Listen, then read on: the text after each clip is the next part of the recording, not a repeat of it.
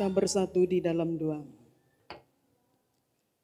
Damai sejahtera dari Allah Bapa yang melampaui segala akal, itulah yang memelihara hati dan pikiran dari saudara sekalian di dalam Kristus Yesus Tuhan kita. Amin. Selamat Advent. Kurang gogodo nga semarak be ornamen ni huriata ala nikot gogodo tadok masa halinari. Selamat Advent. Puji Tuhan. Yang menjadi khotbah Advent yang pertama bagi kita pada pagi hari ini tertulis di dalam Lukas pasal yang ke-21 ayatnya yang ke-25 sampai 36. Lukas 21 ayat 25 sampai 36 kami akan membacakannya. Untuk kita seluruhnya, kita mengikutinya dengan hikmat demikian dikatakan. Dan akan ada tanda-tanda pada matahari, bulan dan bintang-bintang. Dan di bumi bangsa-bangsa akan takut dan bingung menghadapi deru dan gelora laut. Orang akan mati ketakutan karena kecemasan berhubung dengan segala apa yang menimpa bumi ini. Sebab kuasa-kuasa langit akan goncang.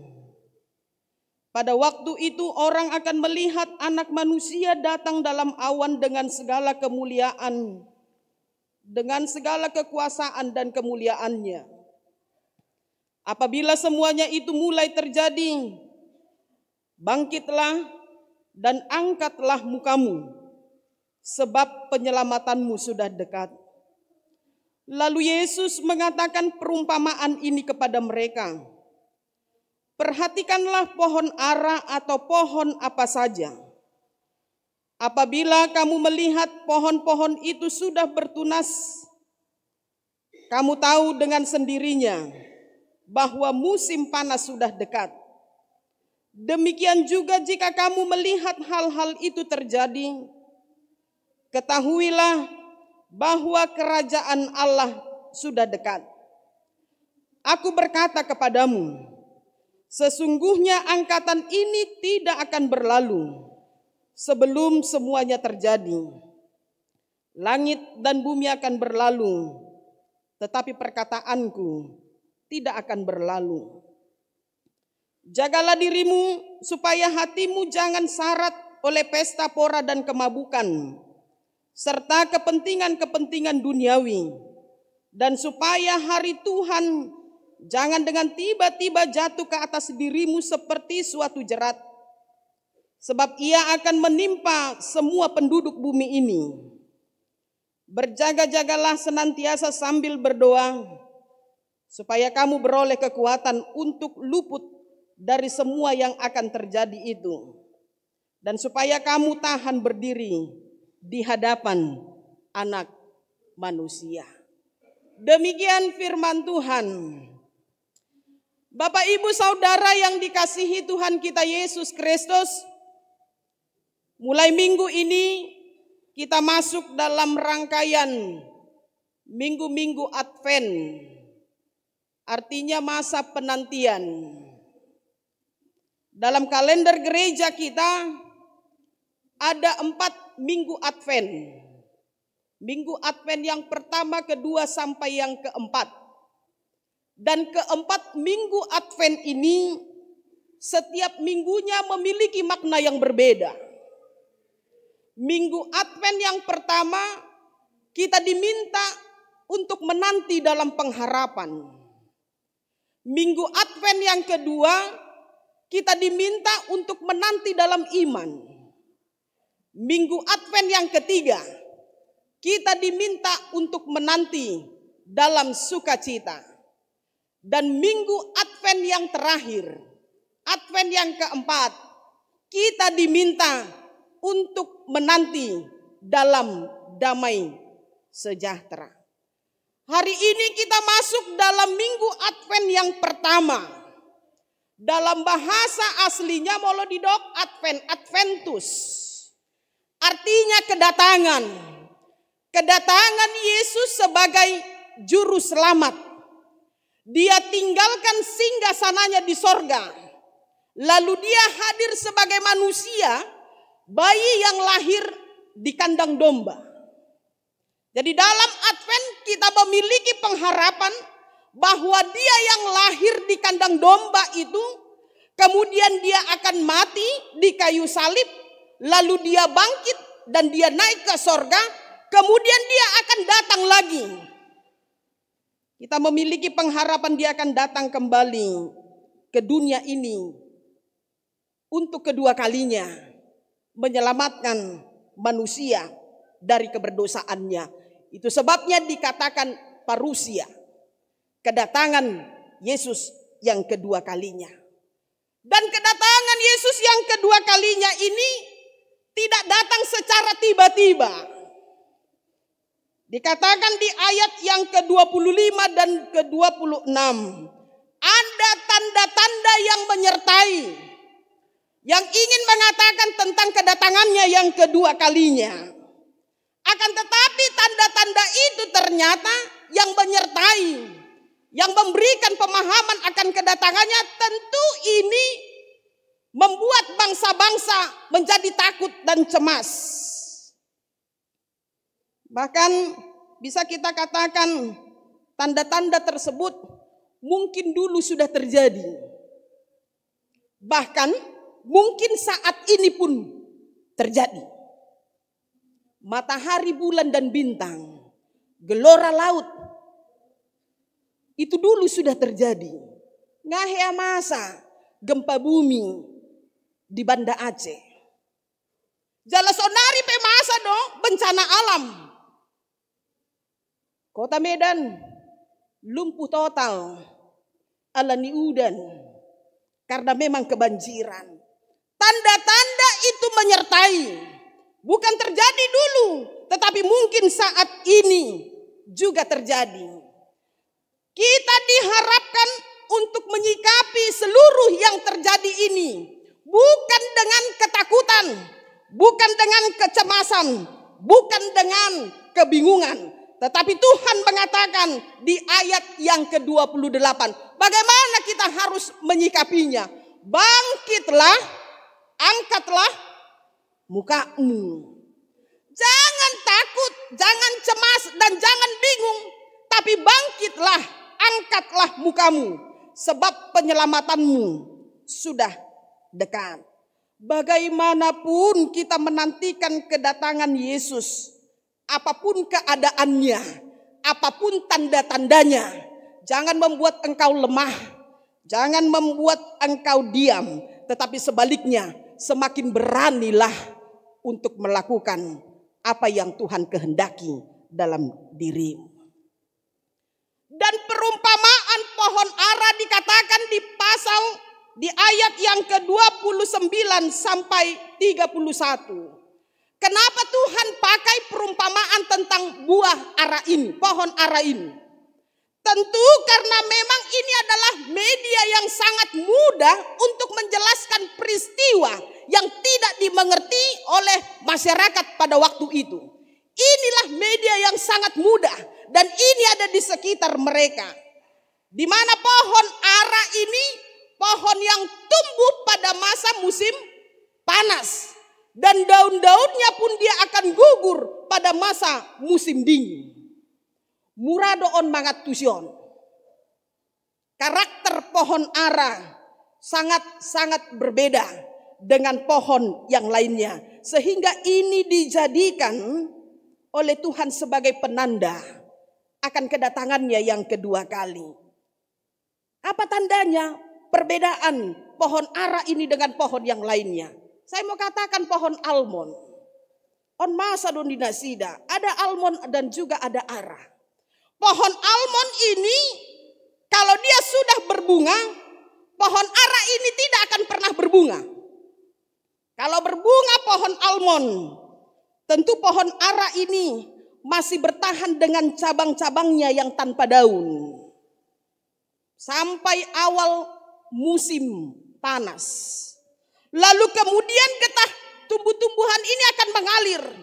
Kuncupnya akan membesar. Lalu tumbuhlah daun-daun yang muda. Disinilah nampak akan terjadi musim panas.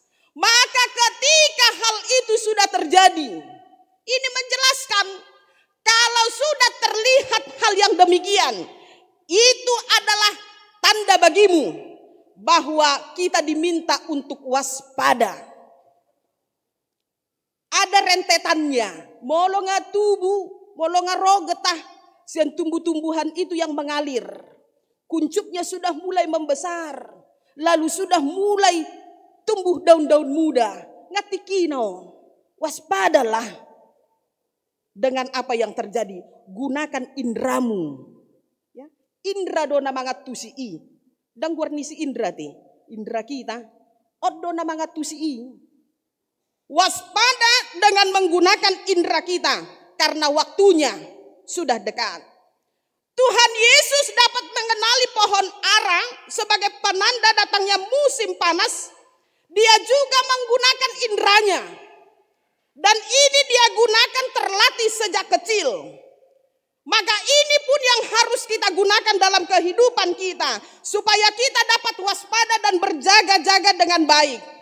Supaya hari Tuhan jangan datang tiba-tiba kepada diri kita. Karena itu perlu ternyata ketajaman indera kita. Ya, kota boto do bolong kasongonon situasi berarti ima. Harus tahu. Dan ketajaman indera ini bisa diperoleh dengan latihan yang baik. Supaya kita dapat melihat kehadiran Allah dalam diri kita dengan baik. Karena itu Tuhan meminta kita melakukannya sambil berdoa. Berdoa dan berjaga-jaga adalah latihan rohani yang sangat baik untuk merasakan kehadiran Tuhan dalam diri kita. Dengan kesadaran penuh kita akan kehadiran Allah, maka kita dapat menantikan Tuhan dengan penuh sukacita tanpa ada ketakutan. Kalau kita sudah merasakan itu, kehadiran Allah dalam kehidupan kita, tidak akan ada pernah rasa kecemasan dalam kehidupan kita. Bapak, Ibu, Saudara yang terkasih dalam Tuhan kita Yesus Kristus, saya punya sebuah cerita tentang anak-anak ini. Dan ini akan menjelaskan tentang perikop kita pada pagi hari ini. Cerita anak yaitu tentang kisah kura-kura dan kelinci. Ya, balapan lari antara kura-kura dan kelinci. Molo husuk kutuhita. On cerita dope mengawali antara kura-kura dan kelinci. Molo adong pertandingan balap lari. Ise mana monang? Ise mana monang inang? Ise mana monang amang? Ay dia do. Kura-kura do manang kelinci. Ya, hutak pup mate. Molosian horong ina gumodangan do madok kelinci. Ala nyaring suara ni inata kan, suara di perempuan. Kelinci na. Alai molo didok ama kura-kura. Tapi diut mate. On sekedar cerita do on. Molo tuh secara realita memang yang terjadi. Kita tahu ya, siapa yang cepat, siapa yang lambat. Ceritanya begini. Ada seekor kelinci, dia tertawakan kura-kura. Dia tertawakan karena memang si kura-kura ini seperti siput. Lambat bergerak dan lambat juga berjalan. Kata kelinci kepada kura-kura, kapanlah kau sampainya ke tujuanmu? Itu kimerdala di mana? Songon lebat, songoni kan, molo inokku mamereng songoni, tormuruk di, aguh, digan moonin na kan, dangku di mereng songoni, lambat-lambat. Kapan nyampenya kepada tujuan? Lalu si kura-kura ini menjawab, ya, Saya selalu tiba dengan cepat dari yang kamu bayangkan. Karena itu, kalau boleh, kita berlomba untuk membuktikan mana yang cepat. Akukah atau dirimu? Tentu karena dijual, dibeli. Dijual tawaran, dibeli mah dohot si kelinci. Oke. Diterima tawarannya. Sebagai wasit, dipilih ma nombalga sian halaki gajah. Si gajah ma wasit. Dungi dihitungan patoduhon ma. Sada 2 tolu. Lomba dimulai. Motor berlojongi ma kelinci. Sarupa manok sangon dadi babuan nakin dot akaina. Memang kelinci itu larinya cepat. Sagogo ni gogonya. Sekencang-kencangnya dia berlari. Sementara si kura-kura ini banakin sangon siput lambat. Dia lama bergerak, bahkan jauh tertinggal dari si kelinci ini. Lalu di situasi yang terjadi seperti itu, si kura-kura ini terlihat sepertinya bodoh. Kenapalah harus kubuat perlombaan yang demikian? Kira namo to may mana? Ala ni botoy mana do? Kakurangan na. Di botoy mana do halubuyan ni si kura-kura. Larilah si kelinci ini. Dia sambil tertawa. Lalu dia lihat ke belakang. Bah, lebat deh si kura-kura. Naga berlojongi may mana? Sagogo ni gogona. Akhirnya tidak terlihat lagi si kura-kura ini. Di tengah jalan. Waduh, ngapain bayi tutup songona.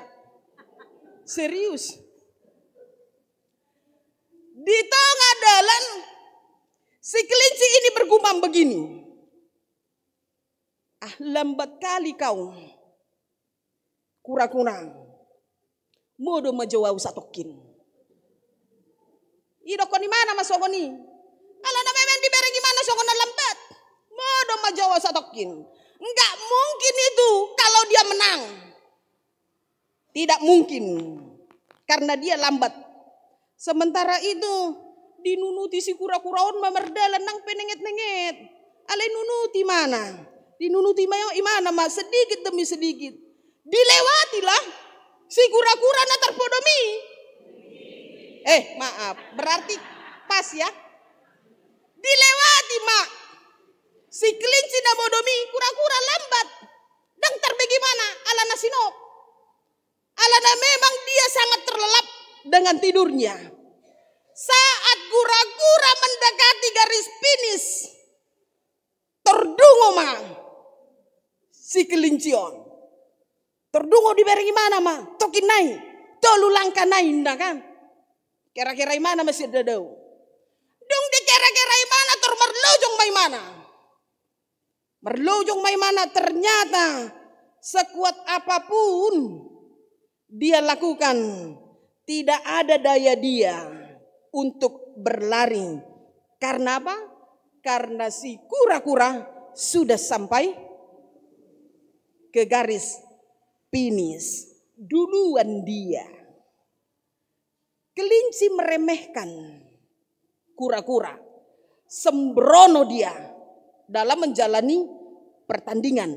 Maka dia menerima kekalahan yang memalukan.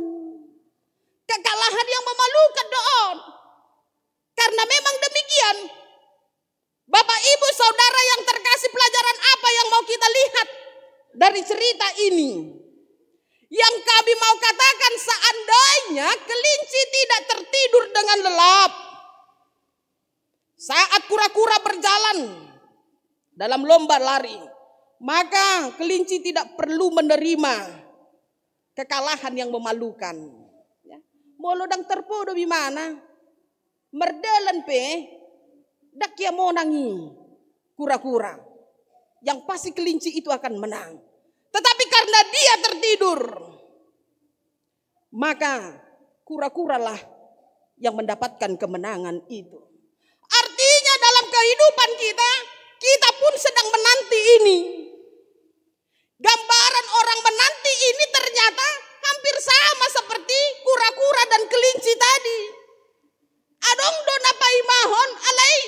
domi mana? Adong do namar gereja, namo do di gereja. Tersongoni. Terpai mai mana lagi modom doi mana? Ada orang yang terus dia bekerja, yang terus dia melakukan pekerjaannya. Karena itu Tuhan katakan berjaga-jaga. Dah, unang jomodom, berjaga-jaga. Berjaga-jaga. Karena ketika kita terjaga-jaga, maka seluruh saraf kita ini yang pasti akan aktif ya, merespon setiap keadaan yang akan terjadi. Mulu isuruh jong-jong, terjong-jong dok. Alana memang terjaga-jaga. Mulu dok jong-jong majoina. Nah, makan kan terjaga-jaga kan? Nima tersama nima. Terjaga-jaga. Kalau kita terjaga-jaga yang pasti saraf kita ini pasti aktif. Kita akan merespon keadaan yang terjadi. Tetapi jika kita lengah, modok-odok, ya, terlelap, maka kita tidak akan bisa merespon keadaan, situasi yang terjadi dalam sekitar kita. Tuhan Yesus memberikan pengajaran agar semua orang menantikan kedatangan Tuhan supaya kita terjaga-jaga. Daun sarupa maon dohot perumpamaan dari dok Yesus ima di 10 perempuan. 10 perempuan, 5 yang bodoh, 5 yang ini tentang menanti. Menanti mereka datangnya mempelai. Tetapi lihat apa yang dikatakan dengan gadis yang bodoh tadi. Ditiop do palitona. Alai nang habis miakna. Didok ma dipangido matu paropuan na pantas maroha. Didok imana ma. Berikan kami sedikit minyakmu. Tunggu dulu. Au pe butuh do. Molo nang butuh ho. Lau ma. Lului ma. Panggais miyaki. Tuhor ma. Disi. Ditiki manuhor imana. Nama terjadi. Mempelai sudah datang. Isen dan apotan. 5 gadis yang bijaksana. Karena dia terjaga-jaga. Karena dia mampu melihat situasi ini. Apa yang dikatakan Yesus ketika diketok oleh perempuan yang bodoh tadi? Maaf, aku tidak mengenalmu. Karena itu yang diharapkan dalam kehidupan kita. Ketika kita terjaga-jaga, jangan sampai tertidur. Karena terjaga deh. Jangan sampai tertidur. Karena konsekuensi yang akan kita terima ketika kita sudah tertidur. Maka Tuhan katakan, maaf aku tidak mengenalmu. Posido kan? Molonga sangat terpedom. Maaf aku tidak mengenalmu. Bapak ibu saudara yang terkasih dalam Tuhan kita Yesus Kristus. Masa Advent. Sonari kembali kepada diri kita. Masa Advent ini adalah masa penantian. Molodidok menanti. Ini adalah hal yang sangat bosan. Ya, hal yang sangat membosankan dalam kehidupan kita. Bila kita menanti seseorang atau suatu hal dalam hidup kita, banyak pertanyaan yang harus ada dalam diri ini. Molo paimahon, sasahalak. Kalau menunggu sesuatu hal, maka perlu ada pertanyaan dalam dirimu banyak. Apa yang perlu kau pertanyakan dalam dirimu untuk menanti? Menanti seseorang ataupun suatu hal. Yang pertama mau saya katakan, tanya dirimu. Apakah yang sudah kau persiapkan? Apakah kau siap menyambut dia yang datang? Bagaimana caramu menyambut dia? Apakah sambutanmu, persiapanmu itu sudah sesuai dengan apa yang diinginkan oleh tamumu? Bagaimanakah jika tamumu kecewa dengan kualitas yang kau suguhkan kepada dia? Berarti kita ini belum mempersiapkan dengan sepenuh hati. Masih hanya formalitas yang kita lakukan. Kita belum siap untuk dikunjungi dan didatangi. Karena yang kita lakukan hanya pura-pura. Asa terboto sudi seluhut jolma. Nga siap beau, ngaradebe. Padahal kita belum siap. Karena itu John Ortberg mengatakan, ini seorang penulis buku, menunggu itu adalah sesuatu hal yang paling sulit. Menunggu itu adalah hal yang paling sulit. Tetapi Allah meminta kepada kita, paima. Ya. Sesuatu yang sulit, tetapi itu yang diminta Tuhan dalam kehidupan kita. Menunggu, menanti. Molo tasuku dirita, amanginang. Apakah yang kita tunggu? Adong do na paimahon si rokap di tondina. Baido dah. Nang peamay mana. Nang peinay mana. Kan adong do na paimahon si rokap di tondina. Ada yang menunggu pangkatnya naik. Ada yang menunggu THR ala na bulan 12 don. Asa cukup. Adong do na paimahon malu masian parsahiton. Ada yang menunggu. Ngeliling audang marpahopu. Anakku, keluargana, dang dope bahagia dengan keturunan. Ada yang menanti itu. Artinya Allah memang menginginkan dalam kehidupan kita sampai pada hari ini. Posisi kita ini sama semua. Menunggu. Tidak ada posisi yang tidak menunggu. Natarpai madohita sudi. Saluhut na. Kita ini sedang berlomba menanti. Kita ini sedang berlomba menunggu. Kita sedang menunggu. Lihat Abraham. Ketika Allah mendatangi dia sudah berumur 75 tahun. Lalu Allah katakan kepadanya, engkau akan menjadi seorang bapak. Kau akan menjadi seorang tua. Padahal usianya sudah tua. Ternyata Abraham harus menunggu berapa lama? 24 tahun kehadiran anaknya. Ini persoalan menunggu ya. 400 tahun bangsa Israel harus menunggu supaya mereka terbebas dari perbudakan Mesir. 40 tahun Musa harus menuntun bangsa Israel keluar dari tanah perbudakan. Berarti mau dikatakan dalam kehidupan kita, ternyata proses menunggu itu memang panjang. Jadi jangan ada yang jemu dalam persoalan menunggu. Kejang doon. Tidak pernah ada yang tahu kapan waktunya. Persoalannya dalam kehidupan kita. Sudihi taon, jolmana hurang, sabar. Dalam menunggu ini adalah kita adalah orang yang kurang sabar. Kan? Gebes tubuh suku-suku di roha. Mengapa Allah harus membuat kita menunggu? Jika dia dapat melakukan sesuatu, kenapa dia tidak langsung memberikan kelegaan dan jawabannya hari ini? Kenapa harus Tuhan katakan tunggu? Imana dona puna saluhut. Kenapa enggak langsung dikasih? Kenapa tidak diberikan jawabannya? Seorang penulis buku juga mengatakan, apa yang Allah kerjakan dalam diri kita saat menunggu sama pentingnya dengan apa yang kamu tunggu. Artinya dalam sebuah proses dan perjalanan dituntut memang dalam diri kita sabar dan percaya bahwa Allah akan memberikan kebaikan dalam kehidupan kita. Karena itu Bapak Ibu Saudara yang terkasih, kedatangan Kristus dapat kita pahami dengan 3 pemahaman. Kedatangan Kristus. Yang pertama, ketika kita sedang menanti kedatangan Kristus, dia akan datang sebagai tunas. Tunas keadilan yang akan mengadili semua manusia. Karena itu menyambut kedatangannya, karena dia akan datang sebagai hakim, dalam menyambut kedatangannya tidak perlu takut. Tapi bagaimana kita harus bersuka cita?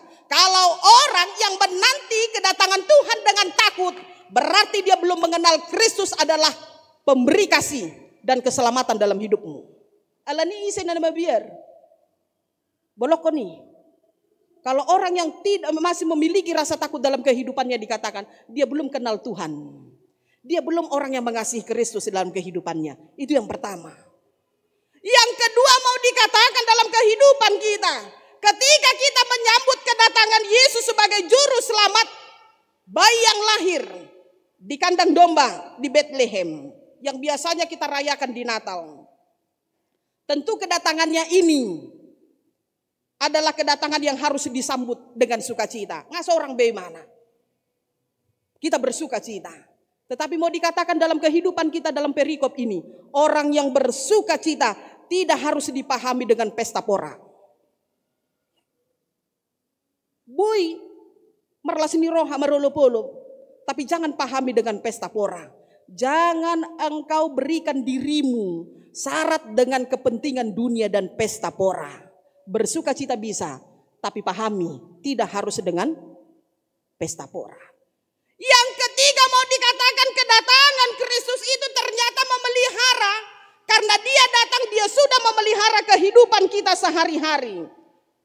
Ketika hal ini sudah kita sadari dalam kehidupan kita, maka orang yang merasakan berkat Tuhan dalam kehidupannya, dia pun akan menjadi berkat bagi kehidupan orang lain. Ngagok pasu-pasu di debata, dia datang memberikan berkatnya dalam kehidupan kita. Siapa yang sudah merasakan berkat Tuhan itu, maka dia akan hadir menjadi berkat. Karena janji Tuhan, dia akan memulihkan dan memberkati orang-orang yang berada dan yang memuji namanya. Alani hamuna amanami dohot inanami. Topik minggu kita pada hari ini dikatakan, berjaga-jagalah dan berdoa. Dungo jala manoktong martangiang. Dalam menantikan Tuhan tentu bukan tidak banyak tantangan. Warna bepai maho nanti. Bukan tidak banyak tantangan dan godaan yang berat yang bahkan akan mengalahkan iman kita. Alana tergoda dang pola ipaima ngabe tuson maho. Banyak tantangan yang akan mengalahkan keimanan kita.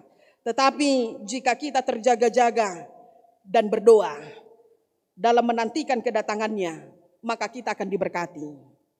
Tetapi jika kita tidak terjaga-jaga, kita terlengah, maka godaan itu akan menerkam kita, bahkan memisahkan kita dari Tuhan. Karena itu persiapkan dirimu, para dedirim.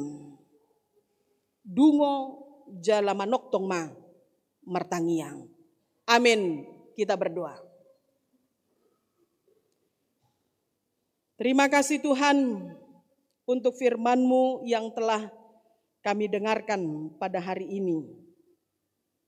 Terima kasih untuk berita Advent dalam diri kami dan persekutuan kami, supaya kami mampu mempersiapkan hati, pikiran, dan hidup kami menyambut kedatangan-Mu yang kedua kali di tengah-tengah kehidupan kami, dengan sikap berjaga-jaga dan berdoa.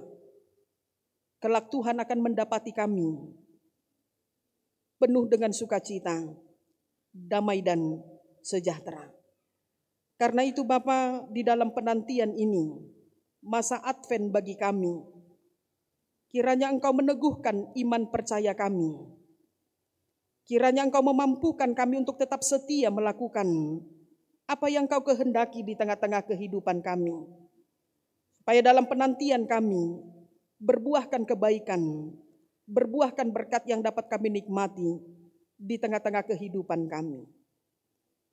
Berikan kemampuan, berikan hikmat, dan berikan kebijaksanaan dalam hidup kami. Pada hari ini kami datang ke hadapan-Mu. Kami berdoa untuk seluruh jemaat-Mu dimanapun mereka berada pada saat ini. Kiranya Tuhan, Engkau yang boleh memberkati kehidupan mereka, memberikan kesehatan, memberikan umur yang panjang, memberkati setiap pekerjaan yang mereka lakukan. Bagi yang sakit Tuhan pulihkan, bagi yang menderita karena persoalan di dalam kehidupan mereka, karena lingkungan, bencana yang mereka hadapi di tengah-tengah kehidupan mereka, Tuhan pelihara hidup mereka, berikan mereka sukacita, berikan kepada mereka pengharapan bahwa Tuhan akan senantiasa menjagai mereka dan memberkati kehidupan mereka, menjauhkan mereka dari mara dan bahaya dan sakit dan penyakit. Kami juga mau berdoa Tuhan untuk Sinode Godang yang akan berlangsung pada tanggal 2 sampai 8 Desember ini. Sinode Godang pemilihan fungsionaris HKBP mulai dari tingkat Eporus sampai kepada Preses, Biarlah Tuhan sinode ini dapat berjalan dengan baik, penuh dengan damai sejahtera, bahkan menghasilkan keputusan yang senantiasa menyenangkan hati Tuhan, menjadi berkat bagi seluruh jemaat-Mu HKBP yang ada di dunia ini.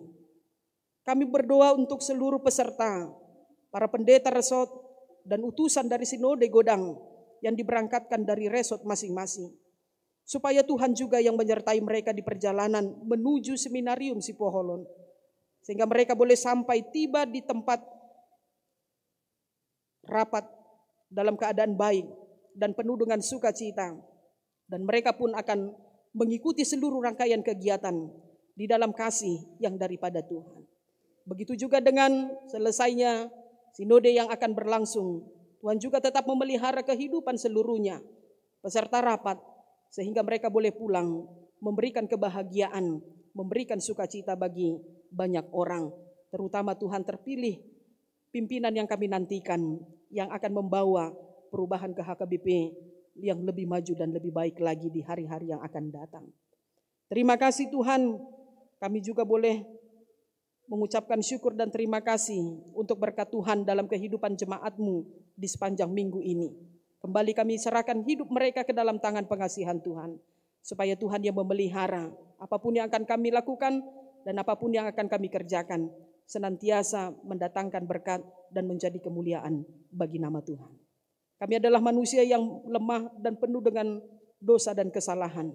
Ampuni kami Bapa atas kelemahan dan keterbatasan kami, supaya kami layak di hadapan-Mu. Terpujilah Engkau, di dalam nama anak-Mu Tuhan Yesus Kristus, kami berdoa dan mengucapkan syukur kepada-Mu. Amin.